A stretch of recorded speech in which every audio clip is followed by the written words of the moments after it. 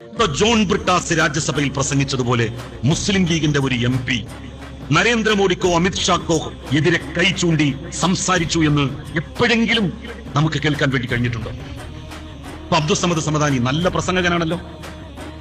അദ്ദേഹം ഇന്ത്യയുടെ പാർലമെന്റ് പിടിച്ചു കുലുക്കുന്ന പ്രസംഗങ്ങൾ നടത്താൻ അദ്ദേഹത്തിന് കഴിയില്ല. ഇന്നുവരെ ഇവിടെ ജോൺ ബ്രിട്ടാസ് പറയുന്നതിന്റെ 1000 കാതമകലെ എത്താൻ സമദാനിയുടെ വാക്കുകൾക്ക് കഴിയുന്നുണ്ടോ? മിസ്റ്റർ മോദിജി എന്നൊരു വാക്ക്, സമദാനിയുടെ ഒരു വാക്ക്, ഒരു പ്രസംഗം. സാധാരണ നമ്മളുടെ നാട്ടിലൊക്കെ പറയുന്നു, എണ്ണയും പുരട്ടി വാഴയെ കയറിയ പോലെയുള്ള പ്രസംഗമാണ് സമദാനി സാഹിബ് ഇന്ത്യയുടെ പാർലമെന്റിൽ നടത്തിക്കൊണ്ടിരിക്കുന്നത്. എണ്ണയും പുരട്ടി വാഴയെ കയറിയ പോലെയുള്ള പ്രസംഗം. ആർക്കും ഒരു പ്രശ്നവുമില്ല, നല്ല പാട്ടിങ്ങനെ പാടും. തന്നെ പാർലമെന്റ് പാട്ട് പാടാനുള്ളതല്ല, കവിതൊക്കെ പറയാം.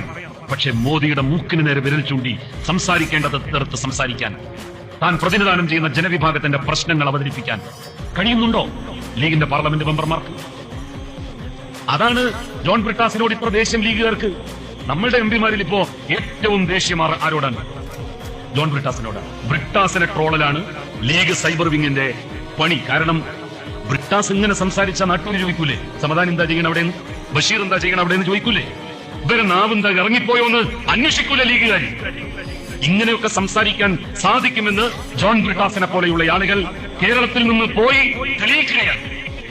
ആ സമയത്ത് ലീഗിന്റെ MP-മാര് സുഖനിദ്രയിൽ ആണ്ടുകിടക്കുകയാണ്. ഒരു വാചകം പോലും ഇന്ത്യയുടെ പ്രധാനമന്ത്രിയെ വിമർശിച്ചുകൊണ്ടോ ഇന്ത്യയുടെ ആഭ്യന്തരമന്ത്രിയെ വിമർശിച്ചുകൊണ്ടോ നടത്താൻ കഴിയുന്നില്ല. പേടിയാണ്.